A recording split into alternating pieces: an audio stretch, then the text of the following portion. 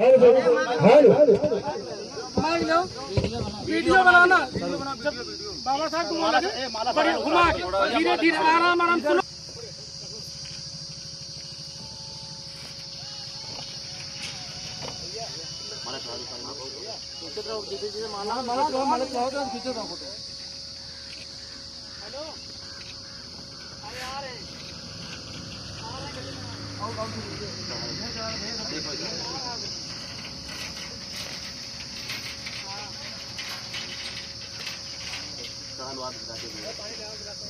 सारे लोग फूल भी चढ़ा लो।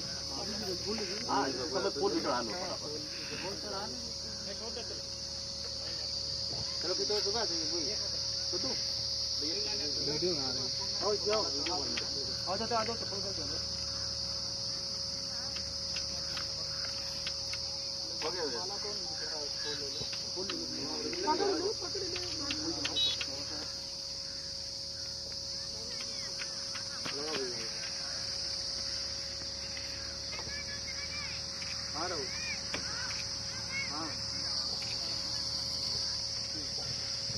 हेलो साथियों, आज बहुत बड़े गर्व की बात है जो प्रत्येक वर्ष की भांति आज भी ग्राम पंचायत भदेसुआ में जो बाबा साहब के नाम पर भोज किया जाता है, आज हमें भी उसमें आने का मौका मिला है।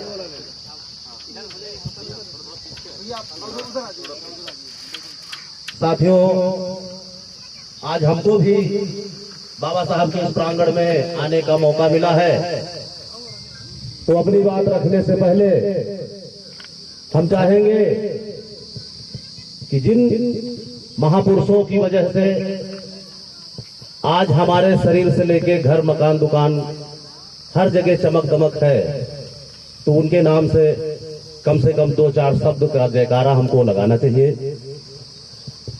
बाबा साहब अमर रहे, बाबा साहब अमर रहे, बाबा साहब अमर रहे। तथागत बुद्ध की करुणा हो, तथागत बुद्ध की करुणा हो, तथागत बुद्ध की करुणा हो। ज्योतिबा फूले अमर रहे, ज्योतिबा फूले अमर रहे। माता सावित्रीबाई फूले अमर रहे, माता सावित्रीबाई फूले अमर रहे।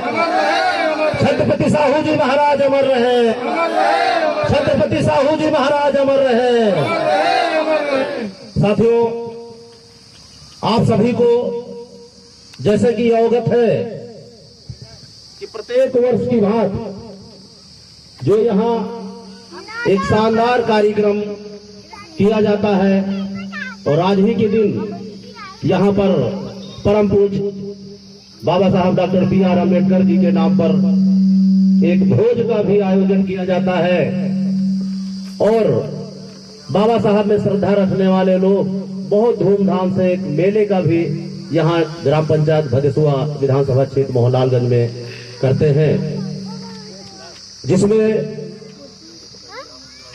यहाँ के जो भी बहुजन मूवमेंट के लोग हैं, या यूं कह लो कि जो भी विचारधारा के लोग हैं, या यूं कहो कि बाबा साहब और तथागत बुद्ध को मानने वाले लोग हैं, तो वो लोग यहाँ धूमधाम से कार्यक्रम करते हैं। हमको जानकारी हुई हमारे संगठन के जो जनपद उन्नाव के वरिष्ठ कार्यकर्ता हैं भाई राज कपूर जी, जिनके द्वारा जानकारी हुई, फिर यहाँ जो कमेटी के लोग हैं उनसे बात की गई, हमको भी आज बाबा साहब के प्रांगण में आने का मौका मिला है। साथियों, आप सभी को मालूम है कि भारत का संविधान देने वाले और शोषितों वंचितों को सम्मान देने वाले परम पूज्य बाबा साहब अम्बेडकर ने किन परिस्थितियों में भारत का संविधान लिखा, और किन परिस्थितियों में संविधान में व्यवस्था देकर के आज जो व्यवस्थाएं हमारे लोगों को मिल रही हैं, चाहे वो SC हो, चाहे OBC हो, चाहे माइनॉरिटी के लोग हों, चाहे जनरल कैटेगरी के लोग हों, जिनको भी आज अगर जो भी लोग कानून के दायरे में काम कर रहे हैं या कानून के हिसाब से अपने आप को रख रखाव कर रहे हैं, तो सब कुछ जो भी मिला वो बाबा साहब अम्बेडकर की देन है। क्योंकि इस देश का जो सबसे बड़ा ग्रंथ है भारत का संविधान बाबा साहब अम्बेडकर ने दिया, और उसी ग्रंथ से पूरा देश चल रहा है।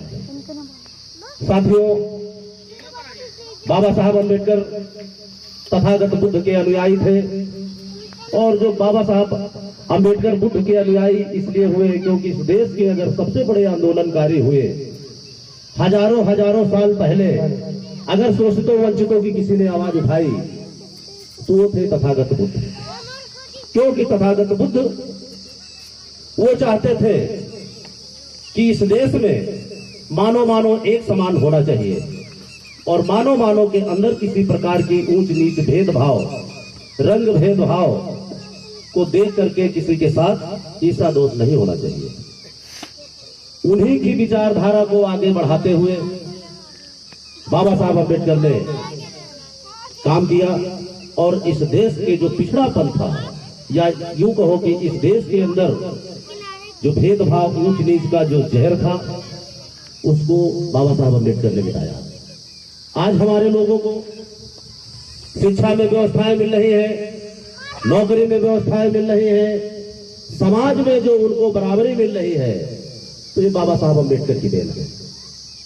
अगर जो लोग ये समझते हो कि हमको संविधान के अलावा कहीं से कुछ मिल रहा है, तो वो सिर्फ एक दिन अपने आप को ये लिखकर कह दें कि हमें संविधान की जरूरत नहीं है, देखो उनको क्या होगा। तो साथियों, हम लोग बाबा साहब अम्बेडकर और भारत के संविधान को मानने वाले लोग हैं, और संविधान ही हमारा एक ऐसा ग्रंथ है जिसके जरिए से ये पूरे देश की व्यवस्थाएं चल रही हैं। और मैं बहुत बहुत धन्यवाद देना चाहता हूं यहाँ के जो आयोजक लोग हैं, बहुत बहुत धन्यवाद देना चाहता हूं उन सभी साथियों का जिन लोगों ने इतना सुंदर सा कार्यक्रम करके यहाँ की जो व्यवस्था, इतनी सुंदर सी व्यवस्था आयोजन किया। बाबा साहब के नाम पे यहाँ जो भोज की व्यवस्था की गई, मेले का कार्यक्रम किया जा रहा है, मैं सभी को बहुत बहुत धन्यवाद देना चाहता हूं। और कमेटी से मैं फिर पुनः गुजारिश करूंगा कि जब भी यहाँ कोई कार्यक्रम हो, वो लोग हमको भी बुलाएं, हम लोग भी आएंगे, क्योंकि ये कार्यक्रम आपका नहीं है, ये हम सब का है। बाबा साहब अम्बेडकर वो किसी एक के लिए काम नहीं किए, तथागत बुद्ध किसी एक के लिए काम नहीं किए, वो सबके लिए काम किए हैं। जो लोग बाबा साहब की हिस्ट्री पढ़ते हैं उनसे पूछो कि किन परिस्थितियों में बाबा साहब ऐसी परिस्थितियों में पढ़े।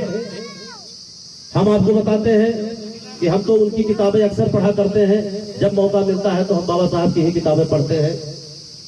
जो व्यक्ति अगर बाबा साहब को पढ़ लिया तो दुनिया की सारी किताबें समझ लो पढ़ लिया, क्योंकि उनके बारे में जितना पढ़ा जाए उतना कम है। कि वो व्यक्ति जो दोनों हाथ से लिखते थे, बाबा साहब अम्बेडकर राइट से भी लिखते थे और लेफ्ट से भी लिखते थे। पढ़ाई के पीरियड में जब विदेश में पढ़ाई करते थे, तब वो 2-2 दिन का पुराना बासी खाना खा के अपने आप को वहां सुरक्षित रखते थे, क्योंकि अगर वहां इतने महंगे होटल थे उस समय भी, अगर वो चाहते अगर तुरंत अच्छा खाना खाएं तो उतना पैसा नहीं हुआ करता था। आप सोचिए किन परिस्थितियों में उस व्यक्ति ने संघर्ष किया, हमको भारत का संविधान दिया, हमें पंच से लेकर प्रधानमंत्री बनने का मौका दिया, और हमारे लोग बाबा साहब अम्बेडकर के बारे में कुछ जानते हैं। तो साथियों, बाबा साहब अम्बेडकर को पढ़ना और उनके विचारों पे चलना बाबा साहब को सबसे बड़ा सम्मान देना है। अगर हमारे लोग बाबा साहब अम्बेडकर के अनुयायी हैं तो जो उनकी विचारधारा थी, उनकी विचारधारा पे हमें काम करना चाहिए और उनकी विचारधारा को जन जन तक पहुंचाना चाहिए। बाबा साहब अम्बेडकर किसी से झगड़ा कभी नहीं किए, किसी को कभी अपशब्द नहीं कहे, किसी से कभी नफरत नहीं की, किसी से कभी किसी प्रकार का द्वेष भावना नहीं रखे। सिर्फ उनका एक ही संकल्प था कि आप शिक्षित बनो, संगठित बनो और संघर्ष करो। जब आप शिक्षित हो जाओगे तब अपने समाज के लिए काम करोगे, अपने परिवार के लिए काम करोगे, और जब आप संगठित हो जाओगे तब जाके कहीं पे भी जाओगे तब आपकी बात सुनी जाएगी। और अगर आपके साथियों पर कहीं जुल्म, अत्याचार, शोषण हो रहा है तो उनके लिए आप संघर्ष भी कर सकते हो। और जब तक आप संघर्षशील अगर नहीं बनोगे तो आपको न्याय नहीं मिल रहा है। आप देख रहे हो कि जब तक अगर कमजोर व्यक्ति है, अगर कमजोर व्यक्ति की अगर आपको आवाज उठानी है, जब तक उसकी आवाज नहीं उठाओगे आपको न्याय नहीं मिलेगा। आप देख रहे हो रातों दिन हम लोग समाज के लिए काम करते हैं, हमारे सभी साथी समाज के लिए काम कर रहे हैं, तो अगर उनकी आवाज नहीं उठाई जा रही है तो उनका कहीं मुकदमा नहीं लिखा जा रहा, कहीं उनको न्याय नहीं मिल रहा, कहीं उनको सम्मान नहीं मिल रहा। तो साथियों, हमारे लोगों को ज्यादा से ज्यादा इस पे फोकस करना चाहिए कि हमारे लोगों को एक रोटी कम खाएं, लेकिन अपने बच्चों को शिक्षित करें। क्योंकि अगर हम ही, हमारे माँ बाप मजदूरी करके पढ़ाए, अगर हम पढ़े लिखे नहीं होते तब भी अगर हम पढ़े लिखे न होते तो हम बाबा साहब को नहीं पढ़ पाते। अगर हम बाबा साहब को पढ़ नहीं पाते तो उनकी विचारधारा को हम समझ नहीं पाते, और उनकी विचारधारा को हम ना समझ पाते तो हमसे जो लोग जो बताते उसी पे हम अपना मस्त रहते, उसी पे अपना काम करते रहते। और जो बाबा साहब को जान गए जिन लोगों ने, उन लोगों ने क्रांति शुरू कर दी। आपको एक वाक्य बता रहा हूँ, इस देश के तीसरे सबसे बड़े आंदोलनकारी हुए मान्यवर कांसीराम साहब। मान्यवर कांसीराम साहब को भी बाबा साहब के बारे में जानकारी नहीं थी, इतना जानकारी नहीं थी। जानकारी तो थी लेकिन इतना जानकारी नहीं थी। ये तो सब जानते थे कि भारत का संविधान बाबा साहब ने लिखा, बहुत संघर्ष किया। दीना भाना नाम का व्यक्ति महाराष्ट्र में नौकरी करता था और वो इनका जो है फोर्स लाइस का एम्प्लॉइज था, और ये मान्यवर कांसीराम साहब वहाँ बाबू के पोस्ट पे थे। मान्यवर कांसीराम साहब से कहा कि हमको 14 अप्रैल की छुट्टी चाहिए, 13 अप्रैल की चाहिए, 14 अप्रैल की चाहिए, 15 अप्रैल की चाहिए।